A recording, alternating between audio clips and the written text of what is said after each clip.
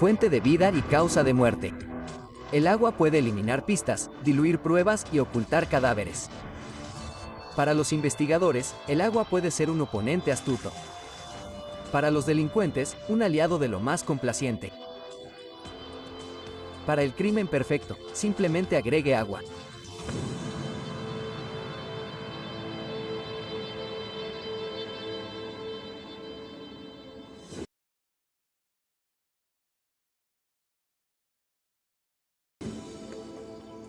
Nuestra investigación se desarrolla en Kingston, Ontario, una ciudad llena de historia, que tiene una población de poco más de 150,000 habitantes. Alguna vez fue un lugar estratégico para la navegación marítima con vistas al lago Ontario en la confluencia del río San Lorenzo y el canal Rideau. El domingo 10 de agosto de 1997, la policía de Kingston recibió una denuncia sobre la desaparición de una mujer de 48 años llamada Jutta Weber. No ha sido vista desde que salió del trabajo en Walmart alrededor de las 10 de la noche 3 días antes. Al día siguiente, Brady Marks llega a la comisaría de Kingston. Es la propietaria y amiga de Jutta Weber y también ha venido a denunciar su desaparición. El detective Mike Campbell recoge la declaración de la señora Marks. A Brady le preocupaba que las persianas de Jutta estuvieran bajadas y no pudiera ver el interior de su departamento. Brady tiene una pastelería en el garage en la parte trasera de su propiedad. Ella miraba y veía a Jutta con regularidad. Cuando no estaba en el trabajo, su GMC Jimmy estaría en el camino de entrada si ella estaba en casa. Y ella no había visto a Jutta.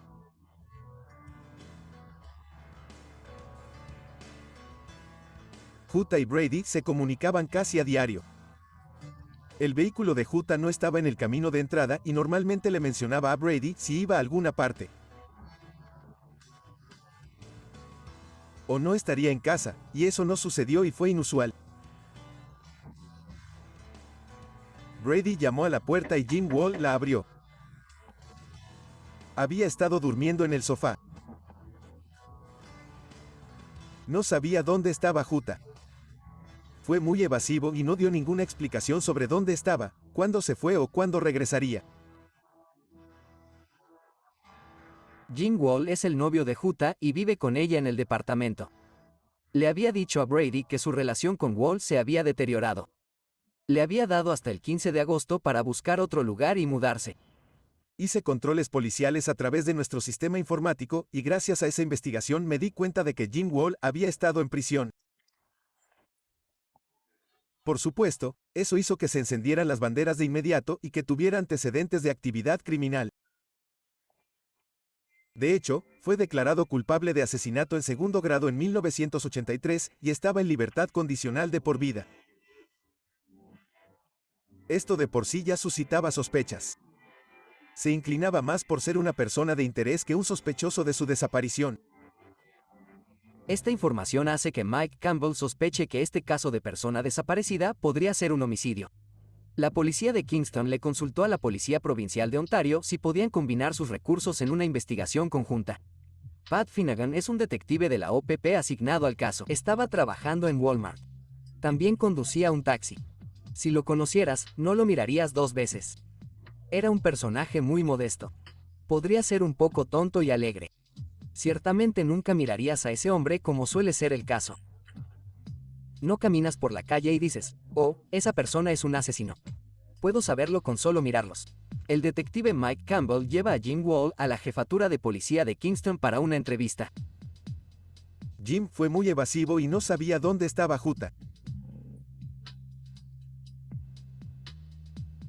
Le habían tomado declaración. Fue una declaración bastante breve. No tenía mucho que decir. Se centró principalmente en lo que hizo la noche que regresó a casa después de conducir el taxi. Dijo que Jutta estaba en casa en ese momento y que creía que estaba durmiendo en el dormitorio. Así que entró y, en lugar de despertarla, decidió cerrar todas las persianas y dormir en el sofá. Jim dice que escuchó a Jutta pero no la vio, por lo que cree que ella se despertó a media mañana y se fue. Y luego él se despertó alrededor de la 1 de la tarde. Pensó que podría haber ido a casa de su madre, pero no estaba seguro y luego no pudo contabilizar el resto de su tiempo durante las siguientes 24 horas. El detective Campbell entrevista al dueño de la compañía de taxis donde Jim Wall es conductor. Descubre que Wall no se presentó a trabajar el día después de la desaparición de Jutta Weber. Jim tenía previsto trabajar. El dueño del taxi, que Jim iba a hacerse cargo, dijo que llamó 25 minutos antes y le dijo al dueño del taxi que no podía trabajar esa noche. No dio ninguna explicación. Surgió algo. Otra persona de interés para los investigadores es el exmarido de Jutta Weber. Llevan varios años separados. Dieter Heidebrecht era el exmarido de Jutta. Estaban separados pero no divorciados formalmente. Cuando lo analizamos, como en la mayoría de los matrimonios, alguna infelicidad causa la separación. Por supuesto, queríamos ver eso. Su exmarido no se encuentra en Canadá, sino que viaja por Alemania. Los investigadores tendrán que esperar a su regreso para interrogarlo. El detective Campbell continúa su investigación interrogando a la gerencia y al personal de Walmart, que trabajaron con Jutta la noche en que desapareció. Nunca se tomaba licencia por enfermedad, siempre llegaba a tiempo a trabajar y era bien conocida por los empleados. Era muy inusual que ella no se presentara a trabajar. Algunos empleados habían visto a Jutta caminar hacia su automóvil, subirse a él, salir del estacionamiento de Walmart y girar a la izquierda hacia los límites de la ciudad, como si fuera a ingresar a la ciudad.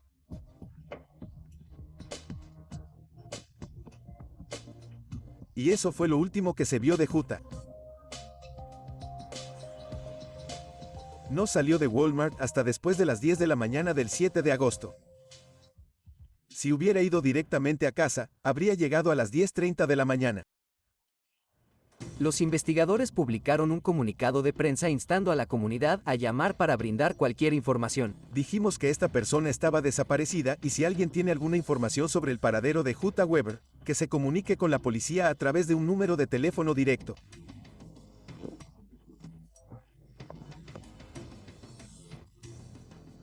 Con eso, empezamos a recibir avisos y pistas que teníamos que seguir. Había indicios de que el cuerpo de Jutta Weber estaba en una bahía del lago Sydenham. Entonces, en ese momento, tuvimos que realizar un rastreo del lago con una cámara submarina.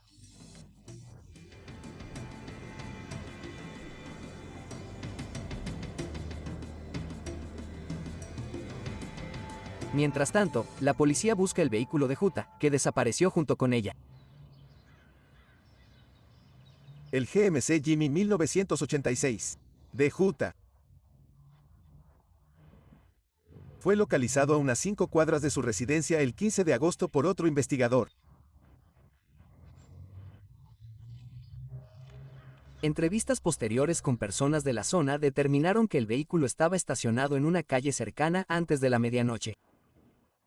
Esto se remonta al momento en que Jutta desapareció. Entonces habría sido el 7 de agosto.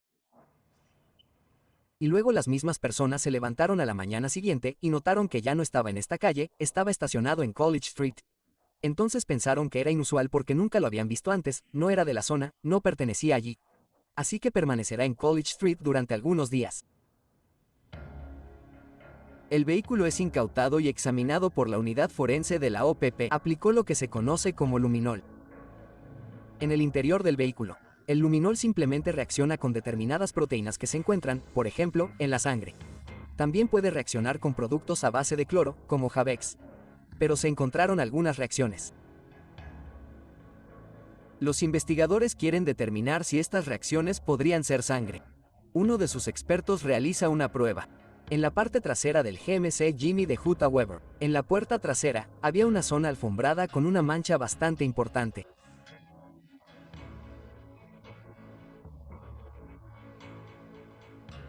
A Mónica Sloan, bióloga y experta en ADN del Centro de Ciencias Forenses, se le pide que analice muestras encontradas durante la investigación. Entonces, el luminol pertenece a una clase de pruebas llamadas pruebas presuntivas. Cuando se obtiene una reacción positiva con ellos, se presume que es potencialmente sangre. Y se basan en una reacción de color, o en el caso del luminol, en la reacción de emisión de luz. La hemoglobina en la sangre contiene sustancias que provocan que se produzca esta coloración. Estas pruebas suelen ser muy sensibles. Una de las razones por las que las agencias policiales utilizan luminol y otras pruebas similares es su sensibilidad. Sin embargo, la sensibilidad es un arma de doble filo, por lo que obtendrás reacciones con otras sustancias que imitan esa misma interacción con tu indicador. Es una compensación hasta cierto punto, pero sigue siendo una sustancia química muy útil para encontrar sangre cuando se busca en un espacio grande, como una residencia o un automóvil. Y cuando se buscan cantidades muy pequeñas de sangre, lo que puede ser el caso si hay indicios de que se realizó una limpieza.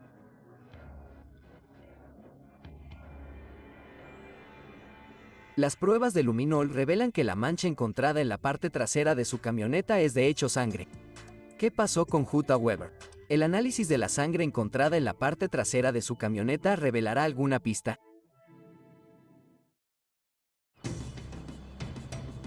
A las 10 de la noche, del 7 de agosto de 1997, en Kingston, Ontario, Jutta Weber deja su trabajo en Walmart. Nadie la ha visto desde entonces.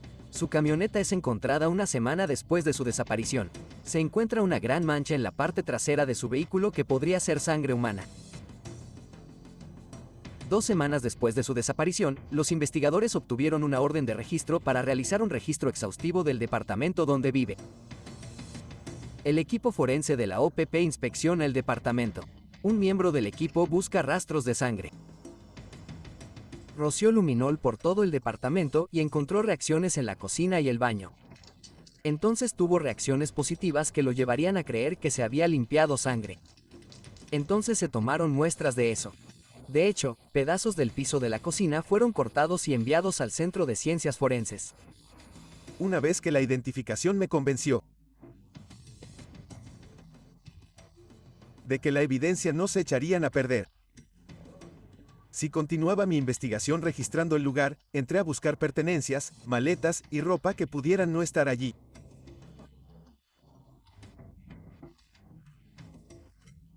Cualquier cosa que pudiera demostrar que Jutta había hecho las maletas y se había marchado. Hice que Brady Marks entrara en el piso conmigo, pero no encontró nada que faltara. Todo estaba en su sitio, su armario, su bolso y todas sus pertenencias. No faltaba nada. El equipo forense reúne una variedad de muestras que se enviarán para su análisis. Se enviaron numerosos elementos. Se envió una aspiradora. La computadora fue confiscada y posteriormente enviada a Ottawa a la RCMP para revisar el disco duro en busca de cualquier cosa que pudiera haber sido borrada o robada.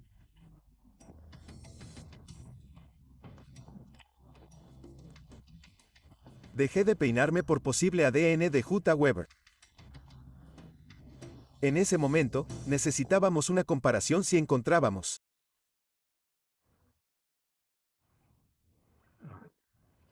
sangre. Los investigadores envían las muestras recolectadas a Monica Sloan, experta en ADN del Centro de Ciencias Forenses. El primer artículo presentado en el caso fue un revestimiento de la puerta trasera del vehículo GMC Jimmy, que se decía que era el vehículo de la señorita Weber.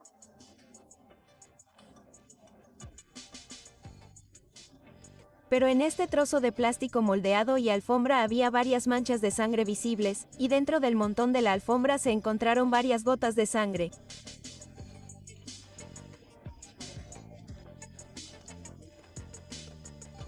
Lo que no nos dice es si esa sangre es humana o animal. Si alguien llevaba en la parte trasera del camión un pescado del viaje de pesca del fin de semana. El perfil de ADN le dice a Monica Sloan que la sangre encontrada en la alfombra es sangre humana femenina. Y ese es aproximadamente el único rasgo físico que puedo distinguir sobre una persona a partir del perfil de ADN que suelen generar los científicos forenses, ya sea que provenga de un hombre o una mujer. Después de eso, no me dice nada sobre la persona, en términos de su altura, de qué color son sus ojos o si tiene alguna propensión a alguna enfermedad en particular. Entonces, una vez que tenga estos perfiles desconocidos, necesitará algo con qué compararlos. Nos referimos a estas muestras de comparación como muestras de referencia. Son muestras que han sido recolectadas de un individuo. Pasan por el mismo proceso que las muestras desconocidas. Y un perfil de ADN se desarrolla de la misma manera.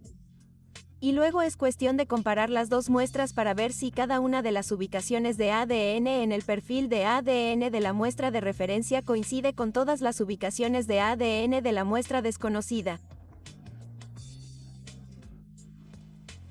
En este caso particular, hay un pequeño problema. La persona de interés, la señorita Weber, no aparecía por ningún lado. Entonces tenemos una jerarquía de muestras que nos gusta usar. En primer lugar, una muestra directa de la persona y, en segundo lugar, una muestra de uso personal. Entonces, tomar una muestra de algo que esa persona y solo esa persona usaría regularmente. Y eso se hizo en este caso particular, utilizando un cepillo de dientes de la casa de la señorita Weber. El ADN encontrado en el cepillo de dientes de Jutta Weber y en la sangre en la parte trasera del vehículo es similar. Pero los investigadores están buscando una manera de verificar su descubrimiento. El siguiente paso, en términos de las muestras que podemos utilizar, son las muestras familiares. Por ejemplo, utilizar los padres de una persona que se cree que es la fuente del perfil desconocido o para usar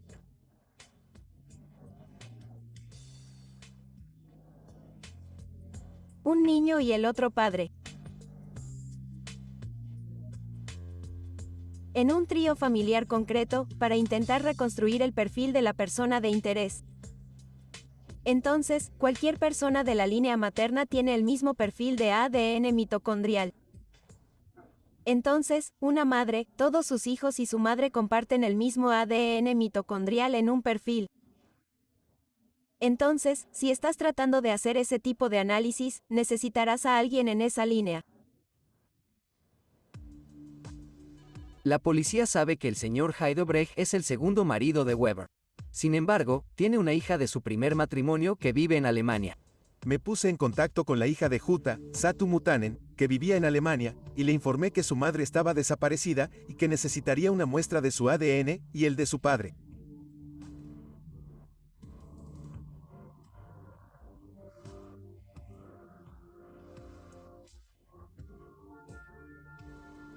Heidebrecht regresó de Alemania y sigue siendo sospechoso en el caso Weber.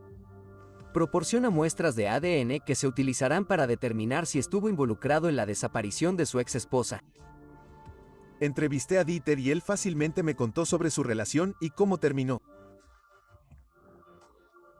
Fue muy cooperativo. Poco tiempo después me facilitó toda la información que le había solicitado. Para demostrar que cooperaba. Que en realidad estaba fuera del país, en Alemania, cuando Jutta desapareció. Heidebrecht es eliminado como sospechoso de la desaparición de su exmujer. El análisis del ordenador incautado en el apartamento de Jutta Weber revela otra pista. Cuando recibí el análisis de la computadora, descubrí que Jutta Weber había escrito una carta a un amigo en Alemania.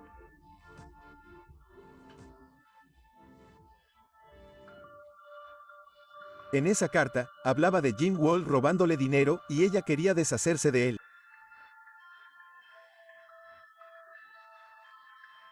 Estaban rompiendo y ella no confiaba en él. Jim Wall se convierte en el principal sospechoso. La OPP lo puso bajo vigilancia las 24 horas. Lo primero que hicimos fue asignar un equipo de vigilancia a tiempo completo para observar a Jim Wall. Seguirlo y ver a dónde fue, con quién se reunió y qué estaba haciendo. Y eso nos arrojó información interesante. Y se encontró con un compañero. Más tarde lo identificamos como Donald Gasly, con quien pasaba mucho tiempo. Fueron al equipo de pelota local. y jugaban a la pelota juntos. Y mientras vigilábamos tanto a Wall como a Gasly, parecían estar hablando mucho, susurrando y sentándose a hablar donde no hay nadie más cerca.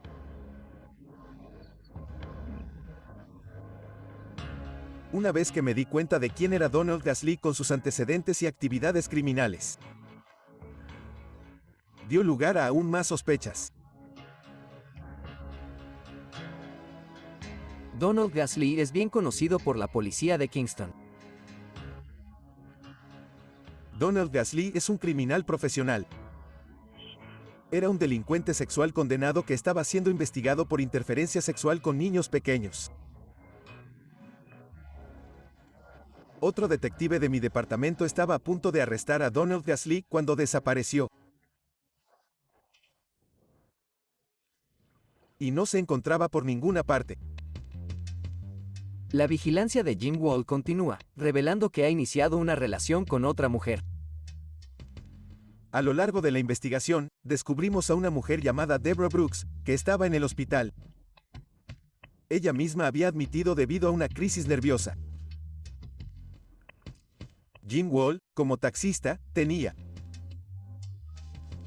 que recogerla para llevarla a su residencia y conversó con ella. Conocía a su exmarido, que también era taxista. Habían estado juntos en una fiesta y él bailó con Deborah Brooks. Pero en un momento, una vez que su exmarido se enteró de que ella estaba en el hospital, fue a visitarla, le trajo cigarrillos y comenzó una relación con ella en el hospital.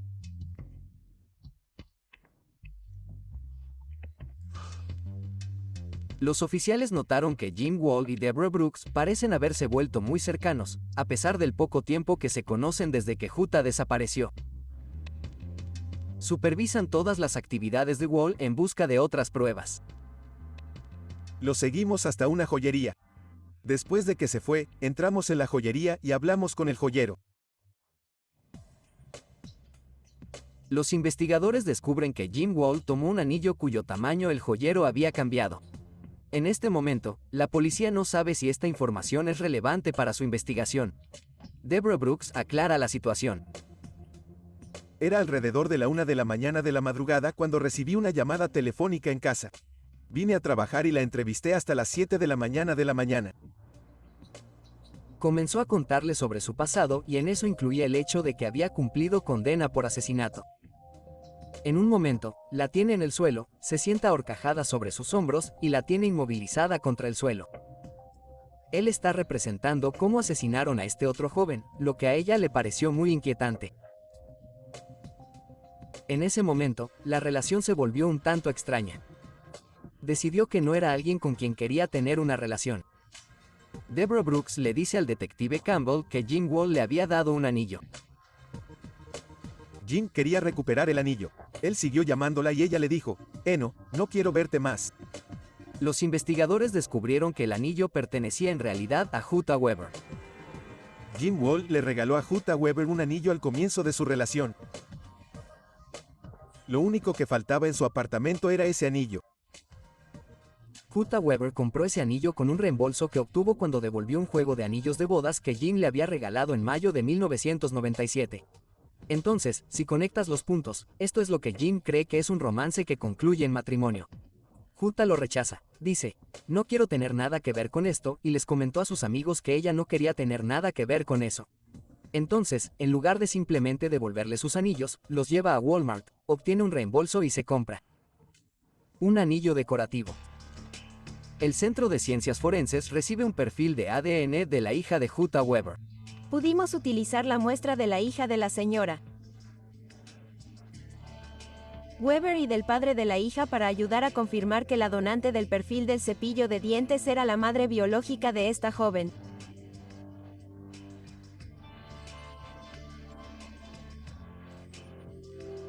El experto en ADN concluye que la sangre encontrada en la parte trasera del camión de Jutta Weber es la suya. Y la cantidad era tanta que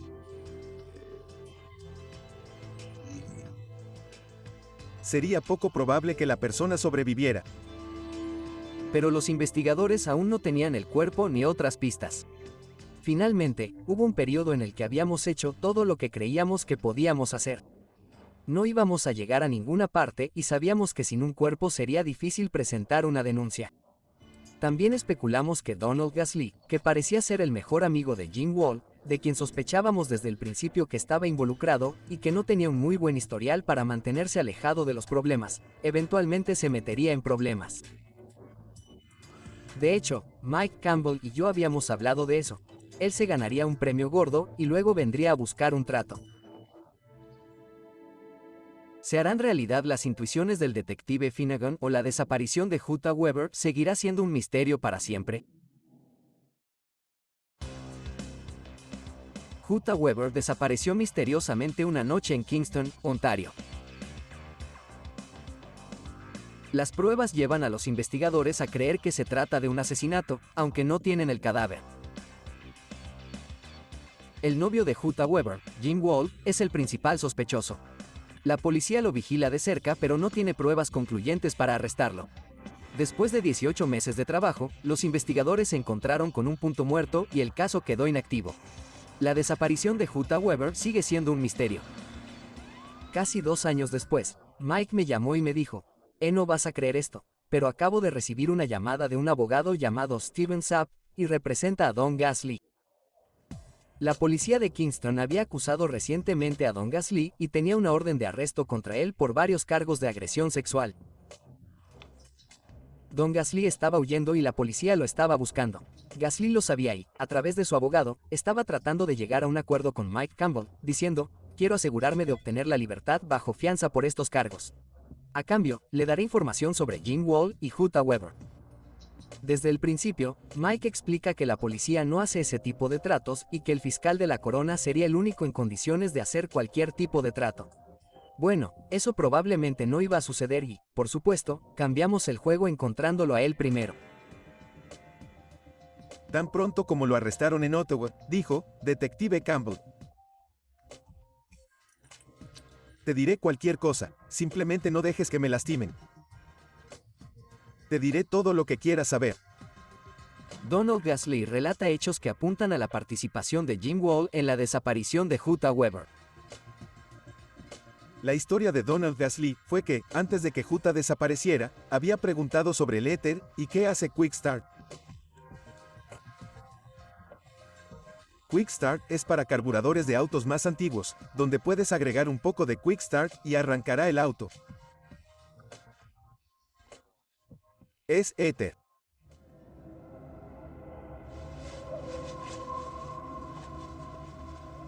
Donald Gasly le dijo que el éter podía dejar a alguien inconsciente si se pone sobre la nariz y la boca durante un tiempo muy breve. También dijo que Jim Wall había tirado el Quick Start que había usado con Jutta en un contenedor de basura, justo al otro lado del estacionamiento. Así que solo confiamos en lo que dijo, que había dejado a Jutta inconsciente y la había matado. No supo cómo la mató y la cortó en la bañera. No tenemos ninguna evidencia directa de cómo fue desmembrado su cuerpo. Tenemos a Don Gasly diciendo que la cortó en la bañera y luego la metió en bolsas de basura. Habría esperado que la bañera hubiera estado hecha un desastre, independientemente de lo bien que la limpiara. Nos dijo que salieron esa noche en el vehículo de Jutta Weber. Su historia fue que Jim Wall lo llamó a las 9 de la mañana y le dijo, nos vemos en la esquina de Hillandale y Princess.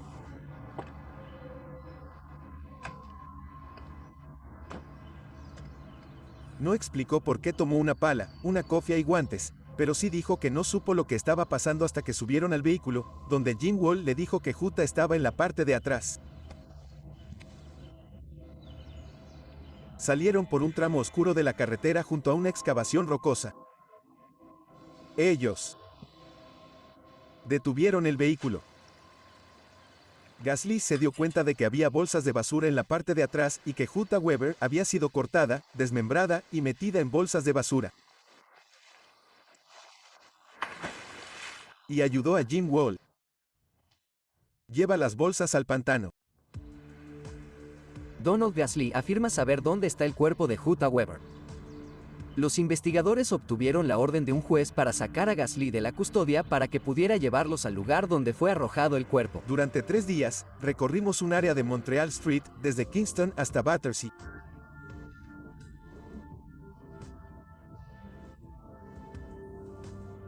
Y Donald Gasly siguió siendo evasivo y era difícil saber si estaba diciendo la verdad.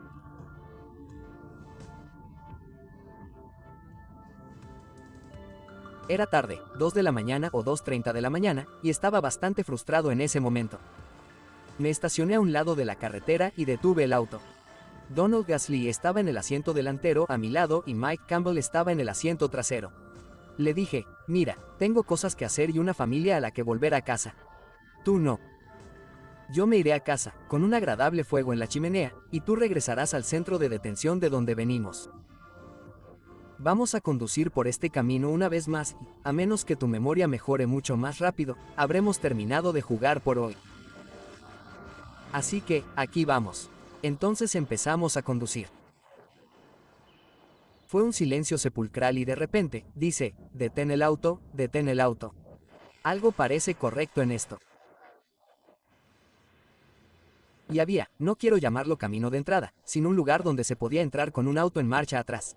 Allí había una puerta de acero. Y no sé por qué, porque te lleva a un montón de cedros y rocas, y luego a un pantano enorme. Lo dejamos caminar solo y caminamos sobre y alrededor de los árboles y ramas caídos por la tormenta de hielo de 1998. Donald no hizo eso. Caminó en línea recta hacia el pantano, sobre ramas rotas, ramas de árboles y escombros. Donald pasó directamente por encima de ellos y, cuando llegó a cierto punto, dijo, Detective Campbell. Detective Finnegan, encontré algo. Creo que hay una bolsa de basura debajo de todos los arbustos.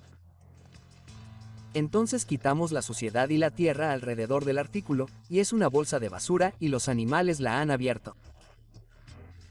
Podrías levantarlo y ver su interior. No parecía tener mucho contenido, aparte de un poco de una sustancia amarillenta.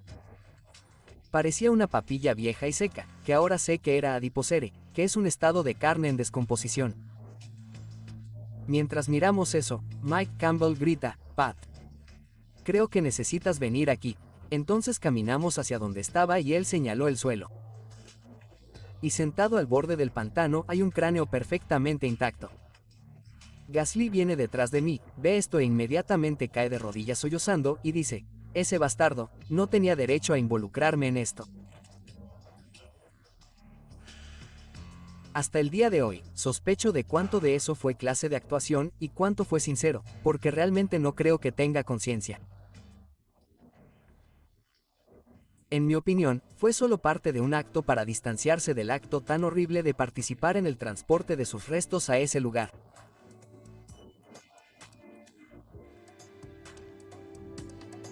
¿Es realmente el cráneo a Jutta Weber?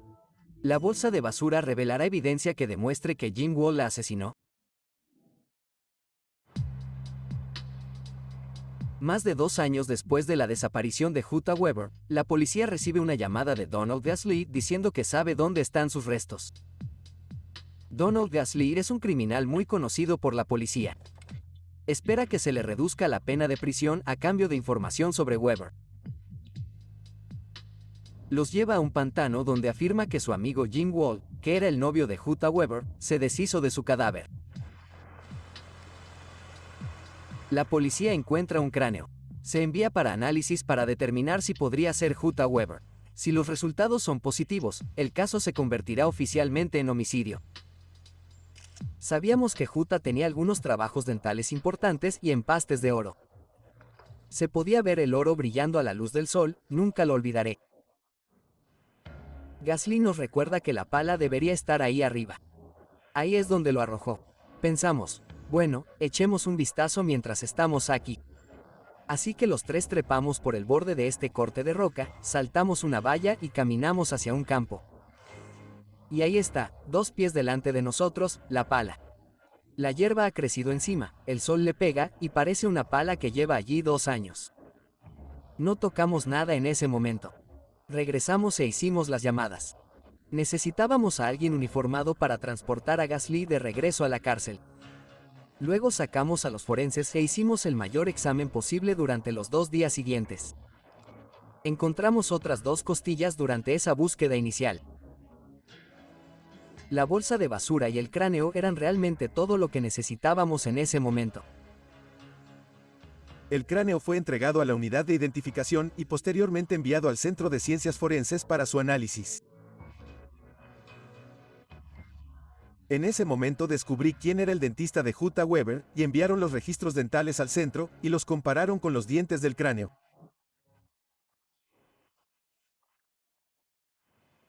El descubrimiento del cráneo es el primer avance en casi 3 años. Los investigadores esperan que los huesos aporten más pruebas. Necesitamos que alguien profesional nos diga qué hubiera pasado con el cuerpo si hubiera huesos.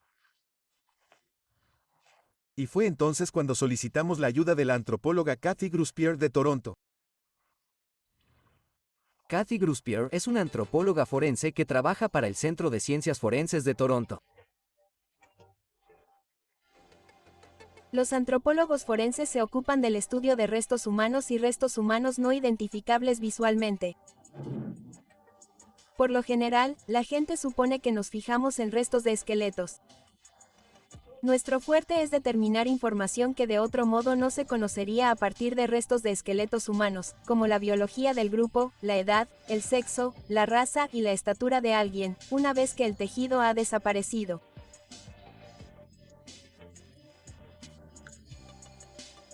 Esto es bastante temprano en la historia de la antropología forense en Ontario, 2000, lo creas o no.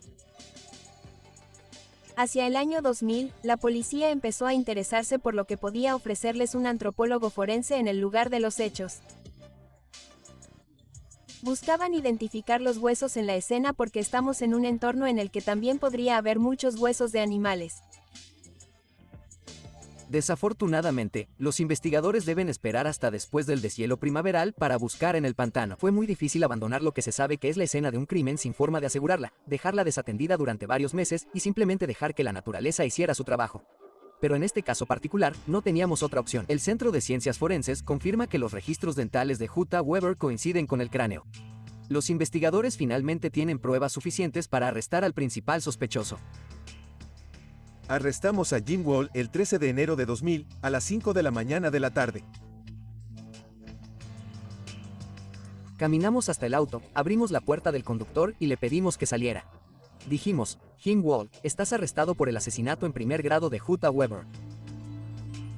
Los investigadores pidieron a Kathy Gruspier que analizara los fragmentos de cráneo y costillas para asegurarse de que todas las muestras fueran de la misma persona. Le hice un análisis antropológico determinando lo mejor que pude su edad con lo que tenía, su raza y su sexo. Normalmente, en un esqueleto, encontraré una variedad de traumas, que consistirán en lo que llamamos trauma o enfermedad antes de la muerte. Y podemos decir que sucedió antes de que la persona muriera debido a los signos de curación. Especialmente en el caso de los esqueletos en el exterior, hay daños post-mortem por parte de los animales. Esto es algo bastante común. Los investigadores tienen ahora fragmentos de cráneo y costillas que pertenecen a Jutta Weber. Pero todavía no saben cómo murió. ¿Las aguas del pantano revelarán alguna pista sobre la causa de su muerte? 2 años después de que Jutta Weber fuera denunciada como desaparecida, los investigadores pueden identificar positivamente sus restos. Esperan ansiosamente el deshielo primaveral para continuar su investigación del pantano donde se encontró su cráneo. El novio de Jutta Weber, Jim Wall, ha sido arrestado y acusado de su asesinato. No sabía qué tan profundo era el pantano hasta que llegué allí. Básicamente, estaban haciendo una búsqueda hombro con hombro a través del pantano, simplemente agachándose y levantando cosas.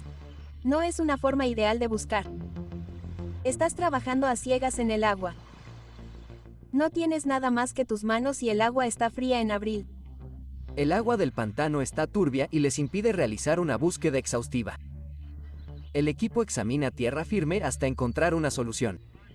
Le dije, ve por lo seco. O sea, los animales no se van a comer en el agua y todos los huesos que encontramos en lugares altos y secos. Ahora sé que los coyotes, y probablemente también algunos lobos, tienden a arrastrar cosas hasta más de 1 kilómetro de distancia. Los únicos huesos que se encontraron el primer día estaban en esos pequeños montículos secos. Obtuvimos todos los huesos del brazo derecho, la escápula, el húmero y la parte inferior del brazo derecho el primer día, y emocioné mucho a todos. Sin embargo, nos dimos cuenta de que teníamos que encontrar alguna manera de deshacernos del agua. No puedes buscar, no puedes ver a través, y meter las manos es simplemente revolver las cosas. La búsqueda se ha prolongado durante 2 días para asegurarse de que no dejen ninguna evidencia. Los investigadores deciden eliminar una presa de castores para drenar las turbias aguas del pantano. Entonces hicimos una búsqueda final. Caminé hacia el pantano, subí al primer montículo y encontré el fémur derecho proximal con 4 marcas de corte. Después de 3 días, la búsqueda en el pantano ha terminado. Kathy Gruspier ahora debe analizar los huesos encontrados. Teníamos el cráneo, 2 costillas fragmentadas, el omóplato derecho, el hueso del brazo derecho, los 2 huesos inferiores del brazo derecho, el omóplato izquierdo y solo el extremo superior del hueso del muslo derecho.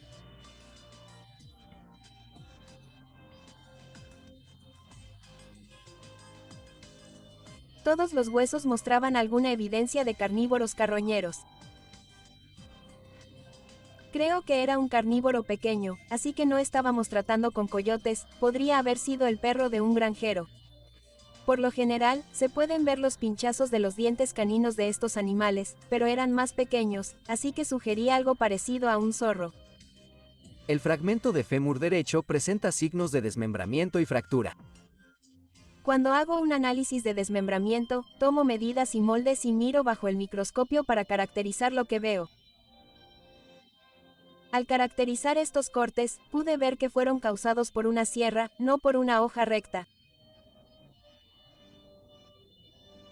El tipo de cortes y el reposicionamiento de la sierra me dijeron que era una sierra de mano con curvas de inicio en falso que medí en 1.1 milímetros, lo que significa que la hoja era más delgada que eso, pero la mayoría de las hojas de sierra lo son.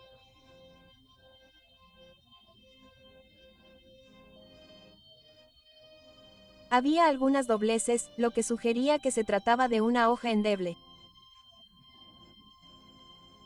Di ejemplos de qué tipo de sierra podría tener una hoja tan delgada como esa y ser algo flexible. Sugerí algo como una sierra para metales, pero no estaba seguro. No teníamos una causa de muerte, como usted sabe. Sin embargo, la única pieza de hueso que teníamos que estaba desmembrada y tenía marcas de corte directamente a través de ella, era de la parte superior del muslo. No soy patólogo, así que no puedo decir la causa de la muerte en este caso, pero si le cortas la pierna a alguien a través del muslo, la arteria femoral se corta y no podría sobrevivir. No podemos decir si estaba viva o muerta en el momento en que se hizo el corte. El fémur se encuentra en mal estado, por lo que es enviado a Estados Unidos para análisis de ADN mitocondrial.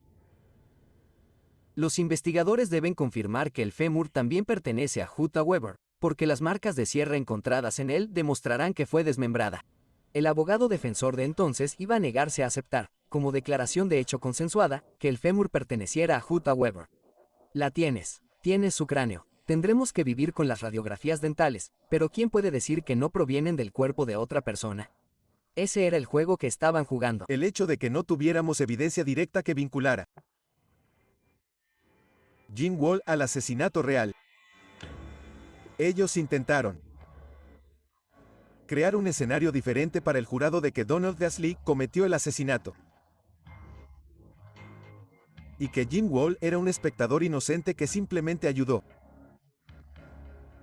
Que fue Don Dasley, quien pudo haber ido al departamento de Jutta y asesinarla esa noche. Y como Jim era su amigo, lo ayudó. Jim Wall nunca dijo una palabra durante las 6 semanas del juicio. Ni una sola vez en mi vida he oído a ese hombre decir, yo no lo hice. Yo no maté a Jutta Weber. El juicio terminó cuando el jurado volvió y emitió un veredicto de culpabilidad por el asesinato en primer grado de Jutta Weber. Jim fue sentenciado a cadena perpetua sin posibilidad de libertad condicional durante 25 años. Jim Wall es encarcelado por el brutal asesinato de Jutta Weber. Se lleva consigo los secretos de lo que realmente sucedió la noche del 7 de agosto de 1997. Las aguas estancadas del pantano podrían haber sido el cómplice perfecto de un asesino. Pero los animales que viven en la zona y los persistentes investigadores lograron que el agua revelara sus secretos más profundos.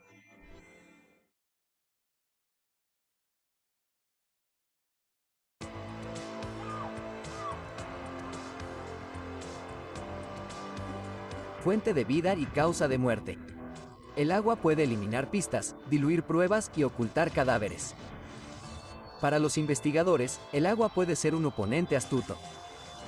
Para los delincuentes, un aliado de lo más complaciente. Para el crimen perfecto, simplemente agrega agua.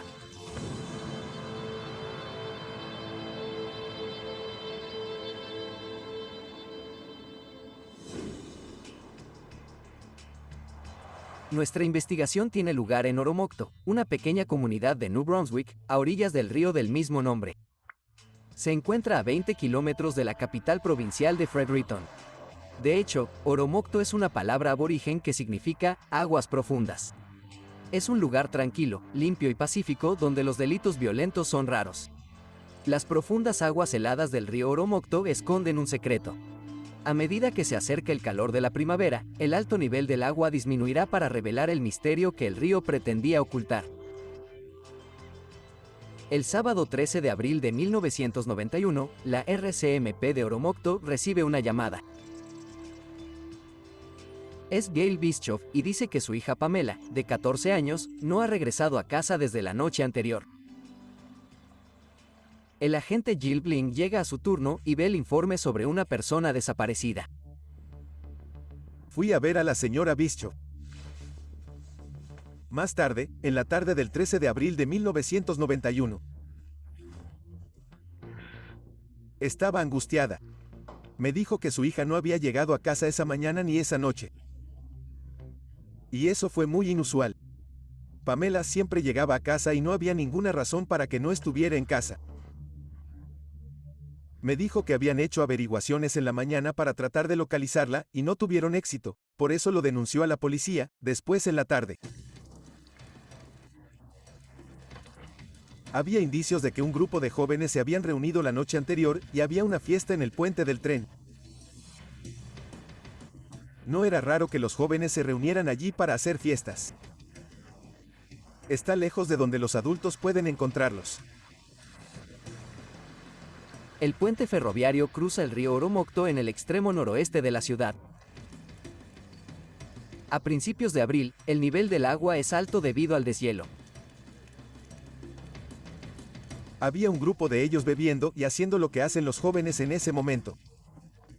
Y luego, en el camino de regreso, temprano en la noche, digamos a las 9 de la mañana o 10 de la mañana, el grupo principal fue en una dirección y Pam y Billy se quedaron atrás. Y esa fue la última vez que los vieron. Según la información recopilada por la familia Bischoff, Billy Stillman, de 17 años, fue la última persona que vieron con Pam. Hasta donde yo sé, todos los niños que estuvieron allí la noche del 12 de abril se conocían. Eran conocidos o amigos. El único bicho raro del grupo era Billy Stillman, según los testigos con los que hablamos. Lo conocían, pero eso era todo. La hermana de Pamela llamó a Stillman esa mañana. La otra hija de Gail llamó a la casa de Billy, habló con Billy y le dijo, Billy, ¿has visto a Pam?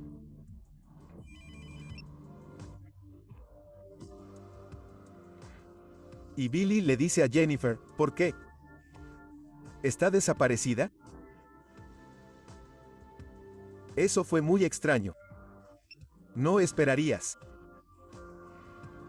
una respuesta como esa. La madre de Pamela le cuenta al agente Bling cómo vestía a su hija cuando salió de casa la noche anterior. Llevaba una chaqueta negra, una blusa blanca con rayas, jeans negros y zapatillas blancas. Su madre dijo que tenía una ropa interior compuesta por bragas y un sostén rosa con lunares negros.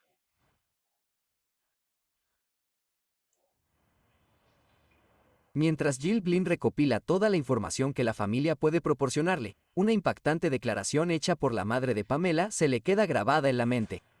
Ella dice, a mi hija está muerta. Billy Stillman la violó, la mató y la arrojó al río Oromocto. Y ella me miró directamente a los ojos. No puedo describirte el sentimiento. Tendrías que estar allí para verlo. Es escalofriante experimentar algo así. Por supuesto. Le dije, vamos a hacer todo lo posible para encontrarla y, con suerte, no tendremos esos resultados. Traté de consolarla lo mejor que pude. Llamé a mi sargento en ese momento y le dije que eso era lo que tenía. Y él dijo, mira, tal vez deberías esperar porque sí cuesta dinero los fines de semana y recursos, etc. Le dije, bueno, ya sabes, yo también tengo este sentimiento. Él dice, haz lo que creas que tienes que hacer. Cada caso es diferente. Puedes tener gente que se pierde mucho y lo hace todo el tiempo, los fugitivos habituales. Pero hay que sopesar cada caso de forma diferente. La gente piensa que hay que esperar 24 horas antes de denunciar la desaparición de alguien. Eso no es cierto. Si hay un chico de 14 años que se pierde y es algo fuera de lo común, tienen que denunciarlo de inmediato y lo investigaremos de inmediato. Jill Blinn y un equipo de agentes comienzan a buscar en la zona a la joven. Tuvimos que empezar a hablar con personas, amigos que fueron vistos por última vez con ella, y eso fue lo que hice, comencé a buscarla, hablando con las personas que la vieron por última vez. Cada indicación era, mira, vimos a Billy con ella y fue vista por última vez en Deer Park, y tomaron caminos separados. Eso es todo lo que sabíamos. Desde el principio, Billy Stillman fue visto por última vez con Pamela Bischoff, por lo que desde el punto de vista policial, sería una persona de interés. Al día siguiente, el agente Blinn va a hablar con Billy Stillman. La entrevista termina después de solo unos minutos. No parecía angustiado ni nada parecido, ni nervioso. Me contó la misma historia que antes, que se separó de ella no muy lejos de Deer Park, y que esa fue la última vez que la vio. Más tarde ese día, la búsqueda de la joven se intensifica. Publicamos su foto a los medios. Queríamos información del público para ver si la habían localizado y que nos llamaran. Pero luego, cuando haces eso, tienes gente llamando desde todas partes con avistamientos que no son avistamientos reales, y tienes que investigar cada uno de ellos. Seguimos buscándola. Teníamos a los perros de la RCMP ahí fuera, teníamos al helicóptero de la RCMP mirando, buscando alrededor de Deer Park. También tuvimos el barco en el río ese mismo fin de semana. En el río, se buscó con el barco RCMP cualquier evidencia que pudiéramos encontrar y, por supuesto, no se encontró ninguna. Normalmente, aparecen y en 48 horas están de vuelta en casa y todo está bien. Simplemente había algo en este caso que no tenía sentido para mí.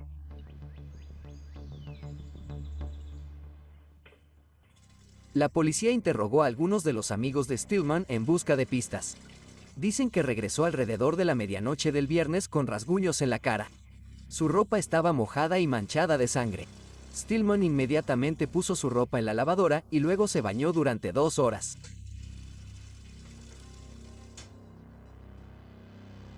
Jill Blinn encuentra sospechoso el comportamiento de Stillman y decide interrogarlo una vez más.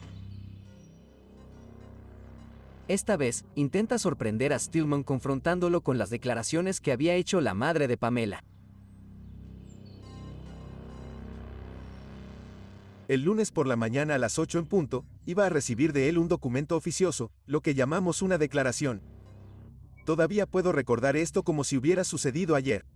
Estoy en uniforme, lo miré directamente a los ojos y le dije, Billy, sé lo que hiciste. Le dije, llevaste a Pam al río. La violaste, la mataste y la arrojaste al río, ¿no? Soy un oficial de policía con uniforme completo, y él era un chico de 17 años, y ese chico ni siquiera se inmutó. Nunca tomó un trago. Nunca se puso rojo. Nunca se desmayó. No hubo señales de nada que pudiera considerar sospechoso en ese momento. Si Billy Stillman dice la verdad, todavía es posible que Pamela se haya escapado y reaparezca algún día. Jill Blinn quiere asegurarse de conocer todos los detalles del joven. Lo llevé a la comisaría de Oromocto y le tomé declaración como testigo. Entonces me explicó por qué estaba rayado. Me dio una bonita declaración, diciendo que había cruzado la carretera y que había un coche lleno de aborígenes, 5 de ellos, que le dieron una paliza. Luego se dirigió a casa y por eso estaba todo arañado. Nunca me golpearon 5 personas, pero si me golpearan 5 personas, no creo que pudiera caminar, así que esa historia no tenía ningún sentido. ¿Qué pasó realmente la noche del 12 de abril? ¿Stillman destruyó pruebas cruciales cuando lavó su ropa?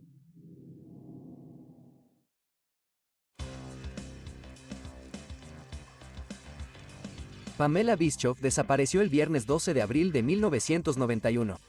Estaba de fiesta con un grupo de amigos cerca del río Oromocto en New Brunswick. Todos los testigos afirman que Billy Stillman es la última persona a la que se ve con la joven. Pamela es una simple fugitiva o ha sido víctima de un juego sucio. Toda la comunidad está en alerta y los medios de comunicación difunden la noticia de su desaparición mucho más allá del pequeño pueblo. El lunes 15 de abril, Jill Blinn, el oficial a cargo de la investigación, recibe una llamada de Halifax. Leonardo Colby, un adiestrador de perro civil, se ofrece a traer sus perros de búsqueda y rescate para ayudar a localizar a la niña desaparecida. Lo único que dije fue, hemos hecho nuestra búsqueda. Si quieres subir, adelante. Blinn se mostró un poco escéptico ya que los perros de la RCMP ya habían registrado las áreas que describieron los testigos y no encontraron nada. Podría haber dicho, no, este es nuestro territorio, no perteneces aquí, tenemos nuestros recursos. Nosotros nos encargaremos de ello. Pero soy un tipo de mente abierta, dije que si quieres venir a buscar. Mi teoría es que cuantas más manos, mejor. Les mostré dónde vivía Pamela Bischoff y le dijimos dónde vivía Billy Stillman. Luego se fueron solos y se ocuparon de sus propios asuntos. Colby prosigue su búsqueda independientemente de la policía. Gail Olotuk es una investigadora privada que se especializa en el entrenamiento y manejo de perros de búsqueda y rescate. Los perros se pueden utilizar de varias maneras para buscar elementos específicos para los que los entrenes. Se pueden buscar para encontrar artículos pequeños, se pueden buscar para encontrar humanos vivos, para encontrar restos humanos. También se les puede entrenar para buscar bombas, drogas o cualquier cosa específica que usted les entrene para encontrar. Los perros huelen las células de la piel. Se pierden miles y miles de células de la piel por segundo y los perros recogen las células de la piel que se depositan en la ropa. Luego, mientras te siguen, esas células de la piel están en el aire. Si tienes un perro que es multidisciplinario, eso es genial porque puedes hacer que el perro haga una búsqueda general y haga lo que se llama olfatear el aire, y simplemente recorrerá el área. Acordonas y recorres el área y ves lo que hace el perro, ves cómo reacciona ante cualquier olor. Sigues al perro y puede que te lleve a una prenda de su ropa o puede que te lleve al cuerpo. Entonces, si en ese momento no sabes si está perdida o no, la mejor táctica sería imprimir al perro el olor de la persona desaparecida. Para empezar con eso y ver si encuentran alguna prenda de vestir o la encuentran. El martes por la tarde recibí una llamada de mi jefe para bajar inmediatamente a la residencia Bischoff. Entonces fui a la residencia Bischoff y el señor Colby tenía una bolsa de papel para sándwiches. En la bolsa había unas bragas arrugadas. Parecían haber estado afuera por bastante tiempo. Estaban sucias y llenas de suciedad. Pero las bragas eran rosas con lunares negros. Cuando vi esas bragas en este momento, miré a la madre y la madre estaba llorando y dijo, te dije que está muerta, que está muerta. Colby ha roto una de las reglas fundamentales del manejo de pruebas en una investigación forense. Si es el caso de un homicidio, si es un elemento de prueba, entonces lo marcas y avisas a las autoridades que encontraste algo que puede estar asociado con este caso de persona desaparecida. Entonces, entran y realizan su investigación desde allí. Al mover las bragas, obstaculizarás la investigación de la policía y posiblemente eliminarás evidencia de ADN o algo que estaría en ese artículo. También sería muy molesto para la familia que aparecieras con eso. Le dije.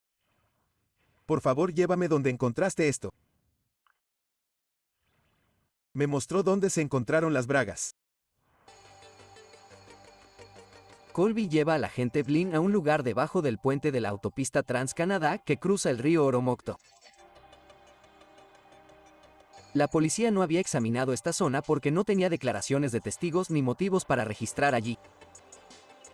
No puedes ir desde el puente del tren al otro puente de la autopista a menos que vayas por una calle principal de Oromocto.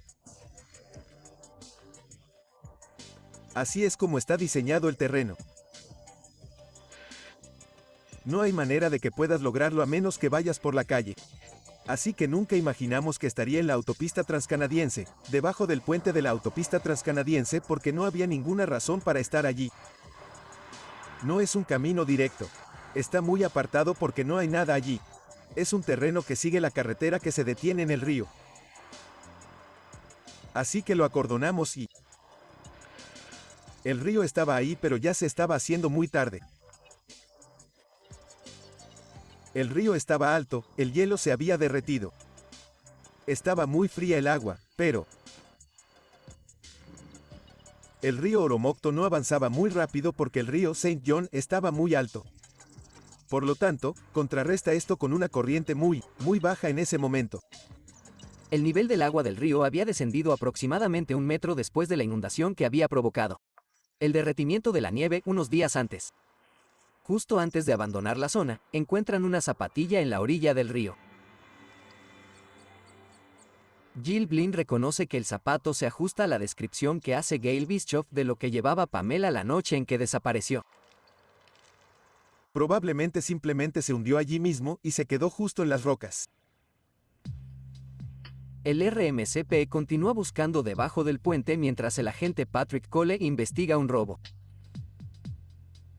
Tenía otras investigaciones en marcha y una de ellas estaba relacionada con un allanamiento de morada del que Billy Stillman era sospechoso. Así que lo arresté por este allanamiento de morada. El agente Cole interroga a Billy Stillman en la comisaría. Al final del interrogatorio, Cole aprovecha para hacerle algunas preguntas sobre la desaparición de Pamela Bischoff.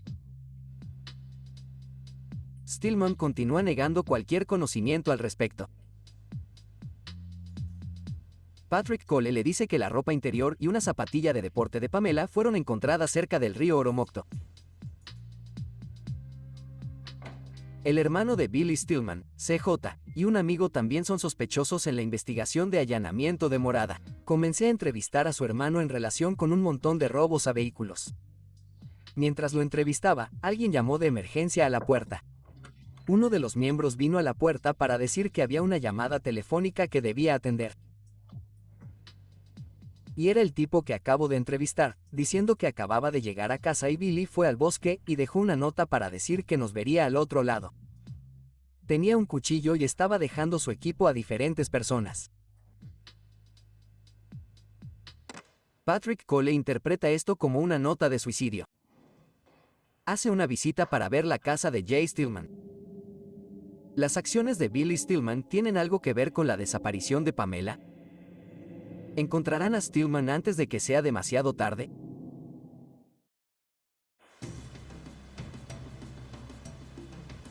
Pamela Bischoff desapareció después de una fiesta con un grupo de amigos cerca del río Oromocto en Nuevo Brunswick.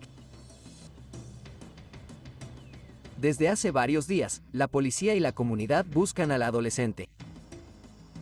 En el río se encontró ropa interior y un zapato de Pamela. Su cuerpo no ha sido localizado. Todos temen lo peor.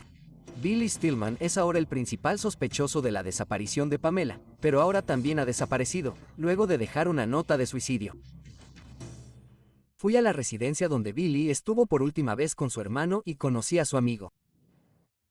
Tanto su hermano como su amigo se internaron en el bosque. Fueron solos porque sentían que si me veía podía correr.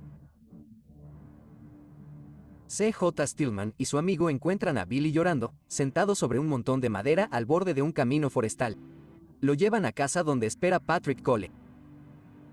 Estaba bastante molesto con la gente de esa época que era irracional. Había un niño en particular que iba a darle una paliza. Billy Stillman le dice al agente Cole que desde que Pamela desapareció había rumores de que él tenía algo que ver con su desaparición. Entonces, de repente, dijo que Pamela había intentado suicidarse y que él intentó detenerla y luego la dejó sola. No había nada que decir. En ese momento no había nada más que una persona desaparecida.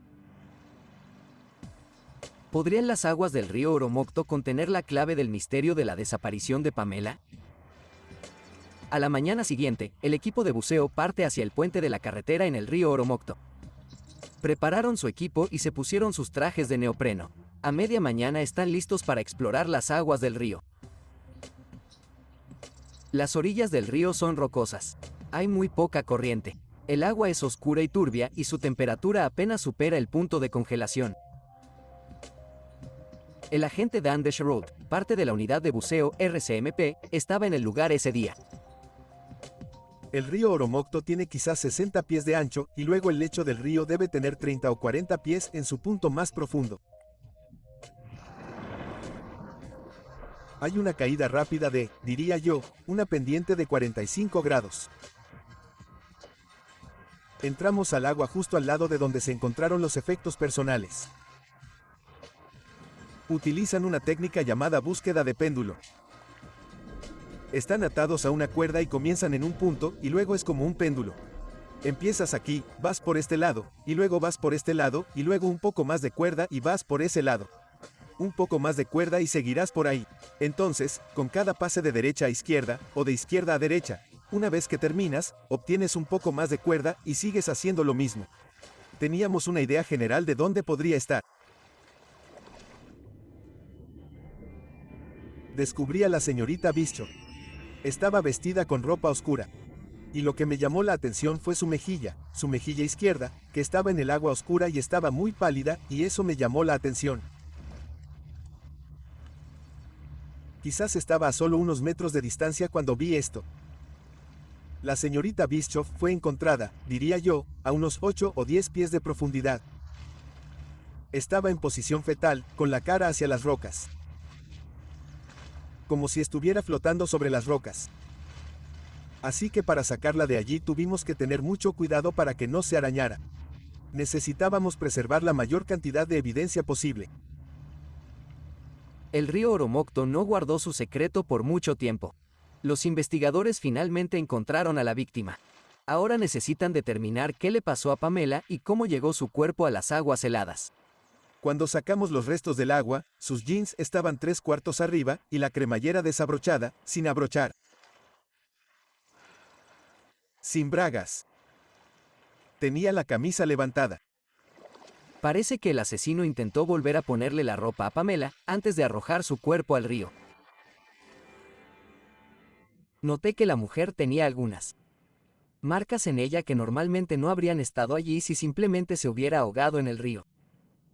Algunas marcas estaban casi completamente cerradas.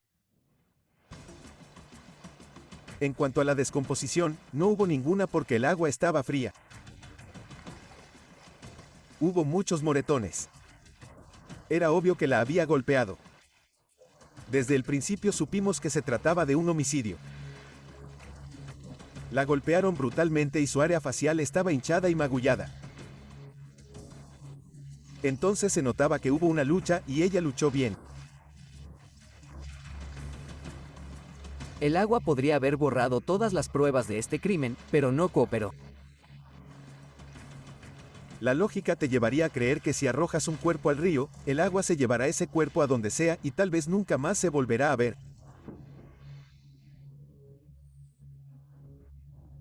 Eso sucede ocasionalmente en el río St. John. No olvides que el río Oromocto desemboca en el río St. John, que es un río bastante grande. Tuvimos personas desaparecidas en el río St. John que nunca más fueron encontradas. Entonces sí, eso podría suceder. En su mente, probablemente pensó que la iba a tirar al río y que ese sería el final. Pero ese no fue el caso. El cuerpo fue retirado, llevado a la morgue de Fredericton y un médico lo declaró muerto. El forense de ese momento, como se trataba de un homicidio, decidió que necesitábamos una autopsia forense. por lo que el cuerpo fue trasladado a la morgue del Hospital Regional St. John, donde se iba a realizar la autopsia a la mañana siguiente. Con el descubrimiento del cuerpo de Pamela, el caso pasa de una investigación de persona desaparecida a una investigación de homicidio. La RCMP de Oromocto no tiene los recursos para manejar casos grandes. Es transferido a la Unidad de Delitos Graves de la RCMP en Fredericton. El cabo Joseph Inn, parte de la unidad forense, lleva a cabo una búsqueda forense detallada del sitio. Mi tarea era buscar la escena donde fue encontrada. Hubo un par de escenas más pequeñas que se volvieron relevantes después de que hablaban con personas en las que también tuve que buscar. Esto implicó hacer una cuadrícula bastante grande, todo debajo del puente y en la orilla al lado y el área a lo largo del río donde fue encontrada. Haces una cuadrícula para poder identificar en qué parte de la cuadrícula encuentras algo. En la arena debajo del puente, los niños habían estado debajo del puente y tuvimos que grabar todo eso. También teníamos militares allí que nos ayudaron a buscar entre las rejillas, pero no encontramos nada de importancia.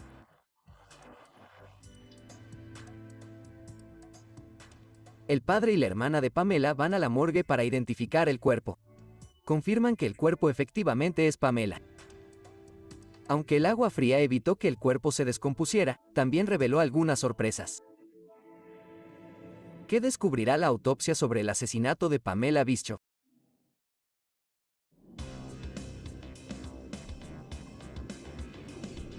El cuerpo de Pamela Bischoff se encuentra en las aguas heladas del río Oromocto en Nuevo Brunswick. La adolescente desapareció tras una noche de fiesta con amigos. Billy Stillman, la última persona que fue vista con ella, es el principal sospechoso. Está prevista una autopsia para la mañana del 19 de abril, a fin de intentar determinar la causa de la muerte.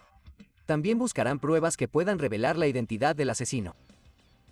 Esta agua tenía menos de 1 grado centígrado, estaba muy fría. Así que prácticamente la enfrió.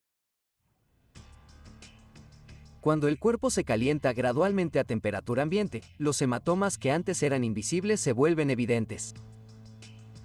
Indican que la víctima se ha visto envuelta en una pelea mucho más encarnizada de lo que la policía había imaginado en un principio. La autopsia la lleva a cabo el Dr. Kayok. Joseph Inn también está presente. Desde que el caso pasó a manos de la Unidad de Delitos Mayores de la RCMP, el papel de Jill Blinn en la investigación ha cambiado. Mi función es la de custodio de la exposición. Entonces, cualquier exhibición que cese, muestras de sangre, material genético que se encuentre en los restos, muestras de cabello. Cualquier evidencia me la entregan a mí. La empaqueto, la preparo, la envío a los laboratorios y hago lo que sea necesario con esa evidencia para realizar algunos análisis. Los resultados de la autopsia fueron que murió por un traumatismo contundente al cráneo. Esto provocó que su cerebro se hinchara y se produjera una hernia cerebral. Esto significa que el cerebro se hinchó y fue forzado a entrar en el agujero magno, que es el pequeño orificio en la parte posterior del cráneo por el que pasa la médula espinal. El cerebro se hinchó y lo empujaron allí, y eso se podía ver en las fotos.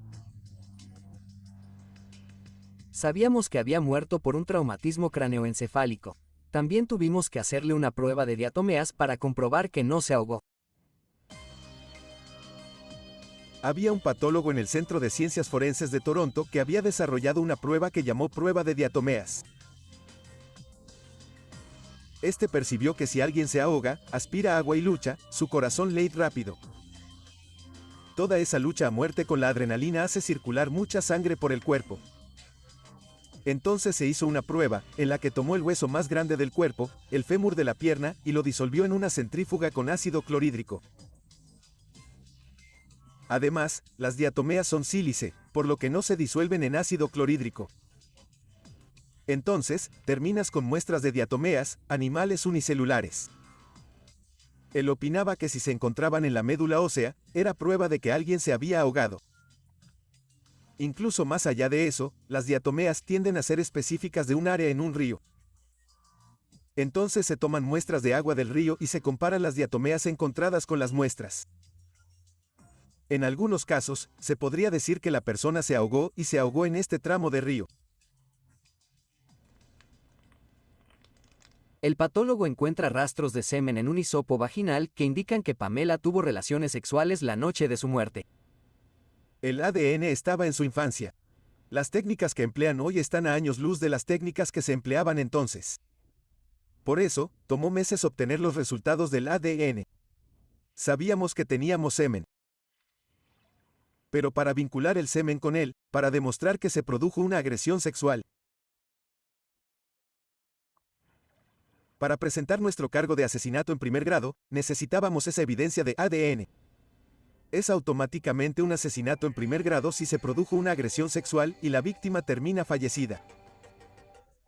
Mientras realizábamos la autopsia, observé una marca de mordisco en su estómago y llamamos al Dr. Fenton Smith de Monton, que es odontólogo forense. Su especialidad es lidiar con evidencia de marcas de mordeduras. Eso es lo que hizo. El Dr. Smith apareció 2 o 3 horas después y se encargó de esa evidencia física. Tenía que haber moldes, fotografías, medidas, etc. Las marcas de mordedura son similares a las huellas dactilares. Tienen que tener ciertos puntos para identificar.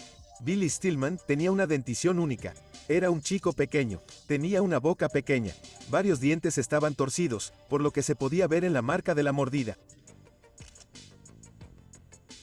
El odontólogo forense podrá comparar los moldes elaborados a partir de la marca de mordida en el cuerpo de la víctima con las impresiones dentales realizadas por el sospechoso. Los investigadores también deciden hacer otra prueba en el área de piel donde Pamela fue mordida.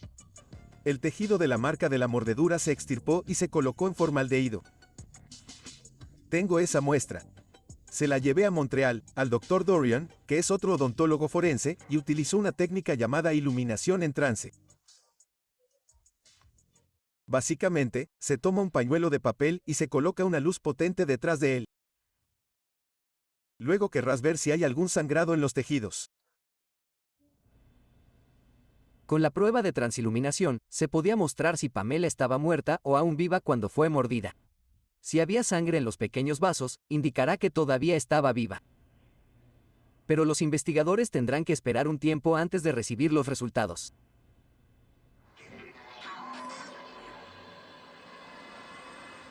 Tal como dijo la señora Bischoff, la teoría era que Billy Stillman la violó y la arrojó al río. Lo que no sabíamos era la secuencia de eventos. ¿Cuándo la arrojaron al río? ¿La abandonaron? ¿Sabes que la golpearon?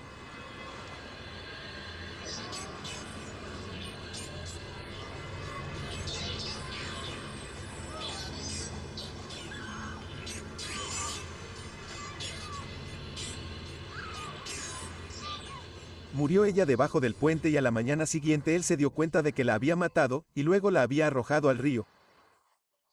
Personalmente, eso es lo que creo y no tengo pruebas que demuestren lo contrario. Esa es solo mi creencia personal. Creo que tal vez no tenía intención de matarla y el resultado fue que ella está muerta. A la mañana siguiente se dio cuenta, después de recibir algunas llamadas telefónicas de la casa Bischoff que decían, ¿has visto a Pam? Y luego dice, ¿por qué? ¿Está desaparecida? Luego tenemos a un joven que coincide con su descripción corriendo hacia el río. Y creo que fue entonces cuando se dio cuenta de que la había matado, entró en pánico y quiso deshacerse de las pruebas y colocó su cuerpo en el río.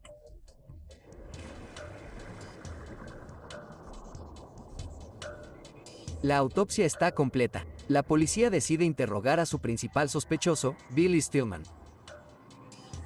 El 19 de abril estaba en la escuela. Recibiste una llamada del director informándote que había problemas en la escuela. Entonces fui allí e iba a hablar con él en ese momento. Cuando llegué a la escuela, que estaba a solo unos minutos de mi oficina, él ya se había ido del área. Entrevisté nuevamente a su hermano e hice un esfuerzo por ir a buscarlo. Localizó a Billy y lo llevó a nuestra oficina, donde yo mismo lo arresté. El agente Cole escolta a Stillman a una sala de interrogatorios. Jill Blinn sigue su conversación. Como resultado de la autopsia, supe en ese momento que se encontró semen dentro de Pamela Bischoff, así como impresiones de dientes en su cuerpo. Por lo tanto, cuando hice el arresto inicial de Billy Stillman, como incidente de arresto, necesitaba muestras de ADN. Por ejemplo, muestras de cabello, así como impresiones de dientes. El abogado aconsejó a Stillman que no dijera nada a la policía y escribió una carta objetando formalmente la incautación de muestras de ADN de su cliente. RCMP reconoció la carta pero decidió proceder de todos modos. En el momento del asesinato de Pamela Bischoff, no existía ninguna legislación que nos autorizara a tomar ninguna de estas muestras, pero decidimos que necesitábamos obtenerlas. La policía decide dirigirse a la estación RCMP en Fredericton, a unos 15 minutos en coche, donde hay instalaciones y equipos para tomar muestras. En ese momento, se tomaron algunas muestras de su cabello y del área púbica y las marcas de mordidas se colocaron en un molde de plástico. Una vez tomadas las muestras, Patrick Cole interroga al sospechoso. Fui a hablar con Billy Stillman. Lo entrevisté y hablé con él durante 1 hora. Durante la conversación, él tenía la cabeza gacha. Se estaba cortando, su dedo índice rozaba el pulgar. Le sangraba la mano. Siguió limpiándolo con un par de jeans.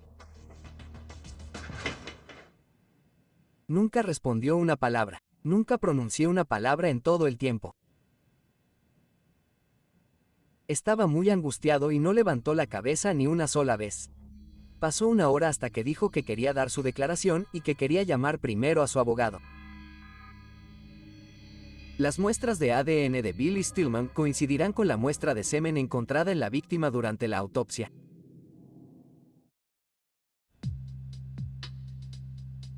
Una autopsia realizada al cuerpo de Pamela Bischoff revela rastros de semen en su vagina y muestras que son enviadas al laboratorio para análisis de ADN. La policía también recoge muestras de ADN del principal sospechoso, Billy Stillman, para compararlas. Durante un interrogatorio policial, Stillman dice que quiere hablar con su abogado antes de hacer una declaración. Después de llamar a su abogado, dijo que necesitaba ir al baño. Lo llevé al baño.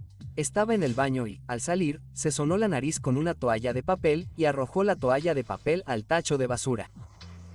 El contenedor en sí tenía una bolsa de plástico nueva porque el equipo de limpieza había pasado por allí justo antes y era fuera del horario habitual.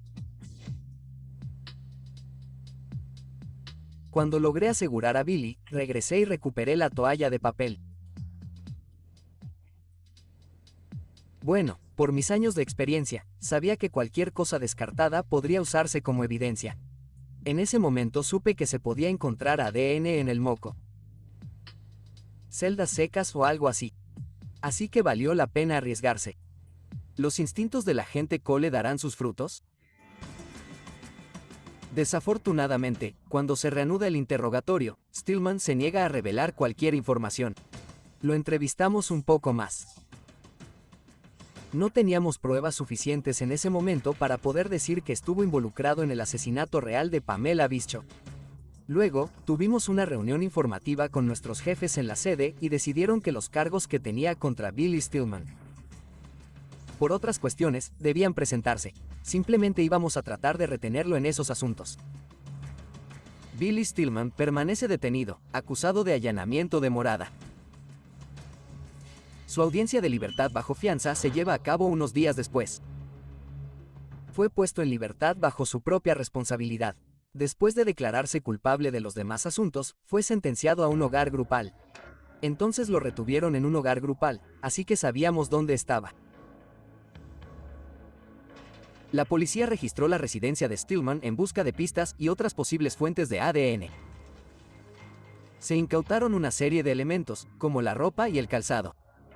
Una vez que fueron analizados, ninguno de los artículos reveló información relevante. Se lavó su ropa.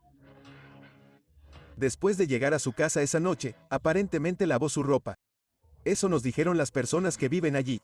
Entonces, si quedaba algún rastro de evidencia en la ropa, potencialmente desaparecería después de que la lavara. Esta vez, el agua fue la cómplice perfecta y arrasó las posibles pruebas. No se hizo mucho más porque la mayor parte de la evidencia iba a ser el ADN. Así que estábamos esperando que regresara el ADN en ese momento. La policía recibió los resultados de la prueba de transiluminación. No hay sangre en la piel alrededor de la mordedura, lo que significa que estaba muerta o al borde de la muerte cuando la mordieron.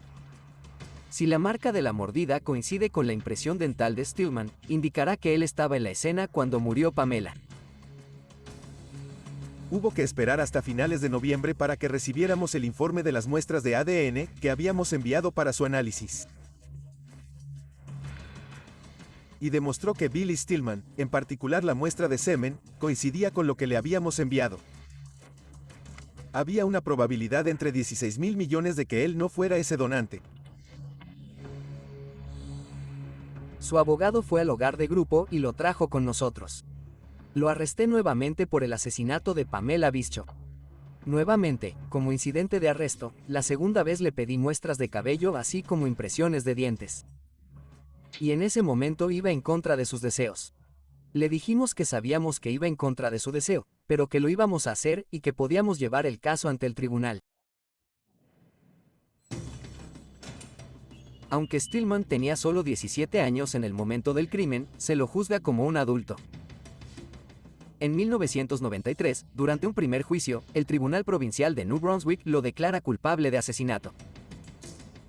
Apeló el veredicto, alegando que las muestras de ADN se tomaron contra de su voluntad. Graham Sleeth es uno de los abogados de la acusación en el juicio. El resultado fue que el Tribunal Provincial de Apelaciones estaba dispuesto a aceptar la recepción de materiales, aun cuando consideraron que se había violado los derechos de los imputados. Debido en parte a este caso, la ley se modifica para permitir a los investigadores recolectar muestras biológicas para análisis de ADN. Como resultado de esta jurisprudencia, si cree que hay material genético disponible y que beneficiaría su caso, solicita una orden de registro que obtiene según la información con un juez y luego puede suspender ese material.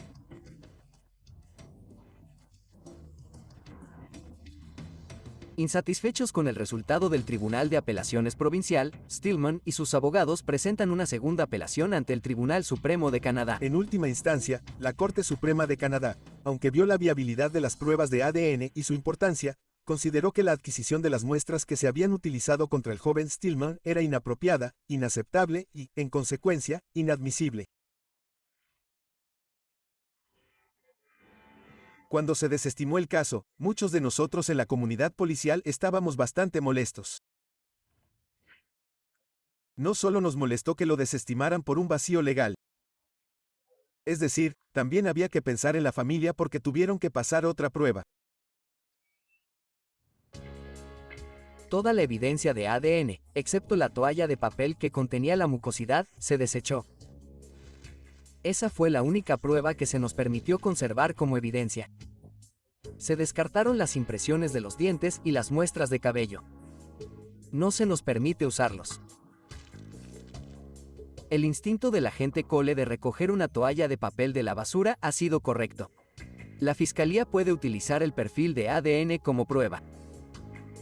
6 años después del asesinato de Pamela Bischoff, la Corte Suprema ordena un segundo juicio. Por eso se levantó una orden judicial y se intentó conseguir las muestras. En ese momento, tenía un nuevo abogado que se negaba a dejarnos siquiera hablar con él. Cada vez que intentábamos obtener muestras, simplemente cerraba la boca y no permitía que le tomaran muestras.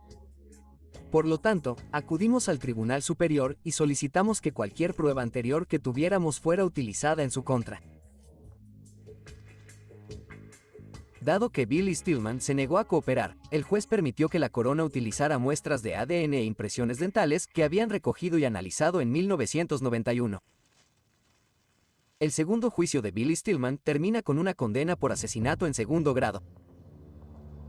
Debido a que era menor de edad en el momento del asesinato, se sentenció a Stillman a 8 años de prisión, la pena máxima según la ley canadiense. Hoy en día, en gran parte debido a la controversia sobre las pruebas de ADN en el caso de Pamela Bischoff, la policía puede obtener una orden judicial para recolectar muestras corporales de un sospechoso.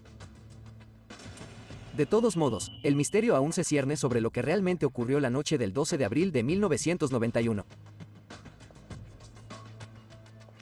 No hubo testigos. Uno no habla y el otro está fallecido. Entonces, en los eventos reales de esa noche, en la noche del viernes 12 de abril de 1991, solo había 2 personas debajo de ese puente. Al día de hoy, no lo sabemos.